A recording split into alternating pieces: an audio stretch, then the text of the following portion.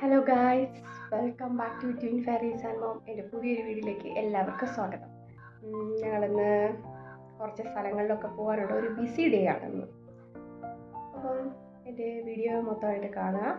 എൻ്റെ വീഡിയോ ആദ്യമായിട്ട് കാണുന്നവരാണെങ്കിൽ പ്ലീസ് സബ്സ്ക്രൈബ് ചെയ്ത് ആ ബെല്ലൈക്കൺ ഒന്ന് എനേബിൾ ചെയ്തിട്ടാൽ ഞാനിടുന്ന വീഡിയോസ് എല്ലാം നിങ്ങൾക്ക് കറക്റ്റ് നോട്ടിഫിക്കേഷൻ വരും. അപ്പോൾ നമ്മുടെ വീഡിയോ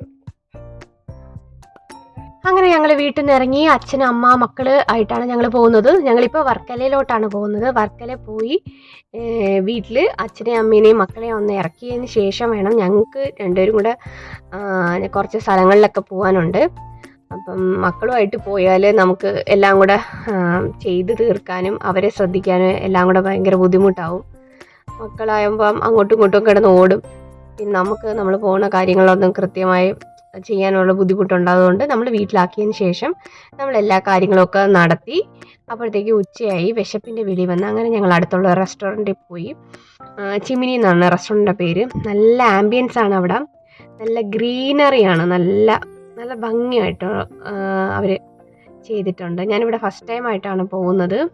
ചെന്ന് ഇറങ്ങുമ്പോൾ തന്നെ കാണാം, നമുക്കിത് റെസ്റ്റോറൻ്റായിട്ട് തോന്നില്ല, ഒരു ഫുൾ കാട് പോലെയാണ് തോന്നുന്നത്. ഈ ഫോറസ്റ്റ് ഫുൾ കാടാണല്ലോ എന്ന് പറഞ്ഞിട്ട് ആ കാട് മൊത്തം അവിടെ അവർ അറേഞ്ച് ചെയ്ത് വെച്ചിട്ടുണ്ട്. നല്ല ഭംഗിയുണ്ട് കാണാനായിട്ട്. വെളിയിലൊക്കെ ഫുള്ളിങ്ങനെ മുളയൊക്കെ സെറ്റ് ചെയ്തിട്ട് അകത്തോട്ട് ഇതുപോലെ ഇങ്ങനെ ഒരു അരുവി പോലെ അവർ ഒരു തീം ബേസ്ഡ് ആയിട്ട് ചെയ്തേക്കുവാണ്. ഇങ്ങനെ വെള്ളമൊക്കെ ഇങ്ങനെ വീണുകൊണ്ടിരിക്കുവാണ്.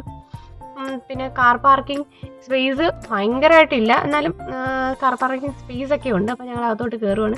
അകത്തോട്ട് കയറുമ്പോൾ അവിടെ എല്ലാം ഫുൾ നമ്മളെ ചെടികൾ കൊണ്ട് ഇങ്ങനെ നിറച്ചിരിക്കണം. ഫുൾ ഗ്രീനറിയാണ്, ഗ്രീനറി തീമിൽ അവർ ഫുൾ ഇങ്ങനെ ചെയ്ത് വെക്കുകയാണ്.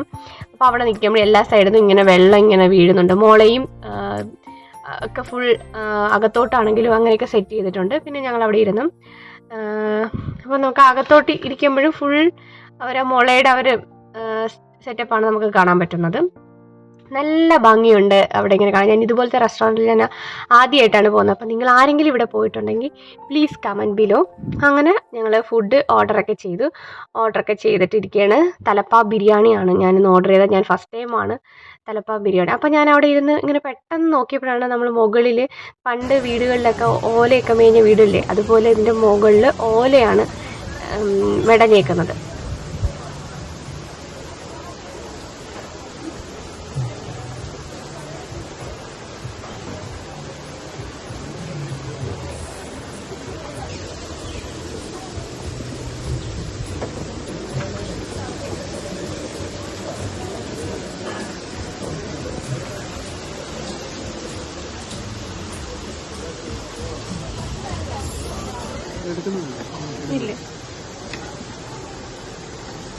ഫുഡ് ഇപ്പോൾ വന്നിട്ടുണ്ട്.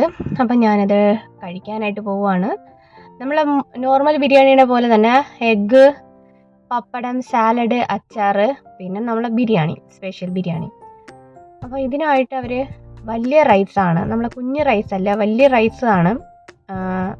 പിന്നെ വലിയ പീസായിട്ടും അല്ല, ചെറിയതായിട്ടാണ് ഇട്ടേക്കുന്നത്. ഇനി ഈ ബിരിയാണി ഇങ്ങനെയാണോയെന്ന് എനിക്കറിയില്ല. ഞാൻ ഫസ്റ്റ് ടൈം കഴിക്കുന്നതുകൊണ്ട് എനിക്കറിയില്ല. അതോ ഇനിയിപ്പോൾ ഇവിടെ ഇങ്ങനെയാണ് കൊടുക്കുന്നതെന്നും അറിയത്തില്ല. അപ്പോൾ ഞാൻ കുറച്ച് സാലഡൊക്കെ എടുത്തു. ഞാൻ ട്രൈ ചെയ്യാൻ പോവാണ്.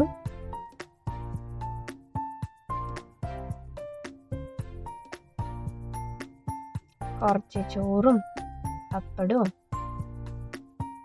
ചിക്കനും ഒക്കെ എടുത്ത് കഴിച്ചു. ടേസ്റ്റുണ്ട്, നല്ല ടേസ്റ്റൊക്കെ ഉണ്ട്. ചിക്കനൊക്കെ ആണെങ്കിലും നല്ല കുക്കായിട്ട് വന്നിട്ടുണ്ട്. നിങ്ങൾക്ക് കാണുമ്പോൾ തന്നെ അറിയാം, നല്ല കുക്കായിട്ട് വന്നിട്ടുണ്ട്. ഞാൻ കരുതി കുറച്ച് സ്പൈസ് ആയിട്ടുള്ളൊരു ബിരിയാണിയാണെന്ന്. അപ്പോൾ അത്ര സ്പൈസൊന്നുമില്ല. പിന്നെ നമ്മളെ റൈസ് ആണെങ്കിലും നോർമലായ കാട്ടി നല്ല വലിപ്പമുള്ള റൈസാണ്. പിന്നെ അത് കഴിഞ്ഞ് ഞാനൊരു ജ്യൂസ് കുടിച്ചു, ലൈം ജ്യൂസും ഒക്കെ കുടിച്ച് മക്കൾക്ക് അമ്മയ്ക്കും അച്ഛനും കൂടെ ഫുഡൊക്കെ പാഴ്സൽ പറഞ്ഞിട്ടുണ്ടായിരുന്നു. അപ്പോൾ ഇനി ഇത് കഴിഞ്ഞിട്ട് ബില്ലൊക്കെ സെറ്റിൽ ചെയ്ത് ഫുഡൊക്കെ വാങ്ങിയിട്ട് നമ്മളിവിടെ നിന്ന് ഇറങ്ങാം.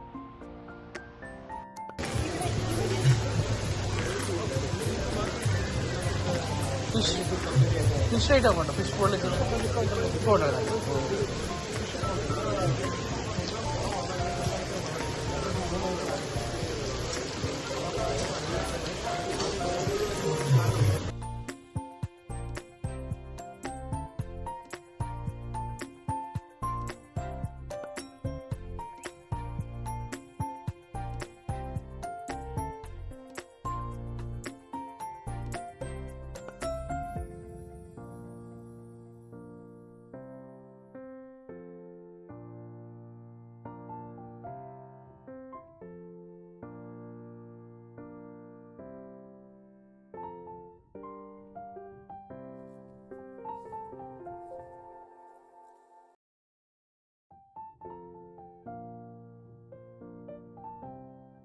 ഫുഡൊക്കെ കഴിച്ച് ഇനി ഞങ്ങൾ ഇവിടെ നിന്ന് നേരെ വീട്ടിലോട്ടാണ്. വീട്ടിലോട്ട് പോയി മക്കൾക്ക് ഫുഡും കൊടുക്കണം. അപ്പോൾ ഇനി വീട്ടിൽ ചെന്നിട്ട് കാണാം. എങ്ങനെയുണ്ട്? ഇവിടെ നോക്ക്. കഴിച്ചോ കഴിച്ചോ.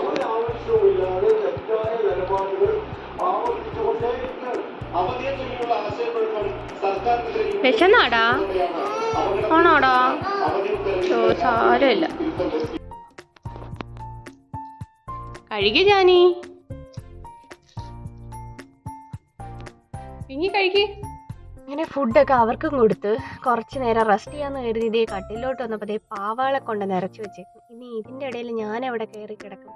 കിടക്കാമെന്ന് വിചാരിച്ചപ്പോൾ അതേ അവരും കൂടെ കയറി. എന്നാൽ പിന്നെ അവർ കുറച്ച് നേരം കളിക്കട്ടെ എന്ന് കരുതി. അപ്പം അവർ കളിച്ചുകൊണ്ടിരുന്നപ്പം ഞാനവിടെ കിടക്കാമെന്ന് കരുതി ഞാനും ഒന്ന് അങ്ങോട്ട് ചെന്നു. അപ്പോൾ അതാ അവർ അവിടെ അങ്ങോട്ടും ഇങ്ങോട്ടും ഓരോ പാവയെടുത്ത് അങ്ങോട്ടും ഇങ്ങോട്ടും പിടിവലിയും തുടങ്ങി. അപ്പം ഞാൻ അവിടെ ചെന്ന് കുറച്ച് നേരം അവിടെ കിടക്കാമെന്ന് കരുതി വന്നപ്പോഴത്തേക്കും അപ്പം ഞാൻ കുറച്ച് നേരം ഒരാളെടുത്ത്. അപ്പോൾ അതാ അടുത്ത ആൾ പിണങ്ങി, എൻ്റെ അടുത്ത് കിടക്കണം. എന്നാൽ ശരി മറ്റേ ആളുടെ അടുത്ത് കിടക്കാമെന്ന് പറഞ്ഞപ്പോൾ അതാ അടുത്ത ആൾ പിണങ്ങിപ്പോയി. ഇതാണ് എല്ലായിടത്തും ഇങ്ങനെയാണോ? അതോ ഈ ഇരട്ട മക്കളുള്ളവർക്ക് എല്ലാവർക്കും ഇങ്ങനത്തെ അനുഭവമായിരിക്കുമല്ലേ? അപ്പം ഞാനും നമ്മളെ ജാനിക്കുട്ടിയായിട്ട് കുറച്ച് നേരം കളിച്ചുകൊണ്ടിരുന്നപ്പോൾ മറ്റേ ആളെ കണ്ടില്ല. അപ്പോൾ എനിക്ക് മനസ്സിലായി പിണങ്ങി പോയിരുന്നു. പിന്നെ മറ്റേ ആളെ പോയി വിളിച്ചോണ്ട് വന്ന്.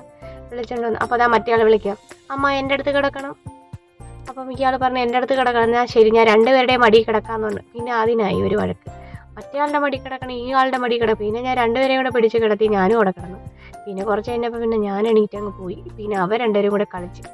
ഈ കളിയും ചിരിയൊക്കെ കുറച്ച് നേരത്തേക്കേ ഉണ്ടാവുള്ളൂ. അത് കഴിയുമ്പോൾ പിന്നെ മടിയായി എൻ്റെ അടുത്ത് തന്നെ വരും. അപ്പം ഇനി മറ്റൊരു അടിപൊളി വീഡിയോയിൽ കാണുന്നത് വരേക്കും thanks for watching. Bye bye.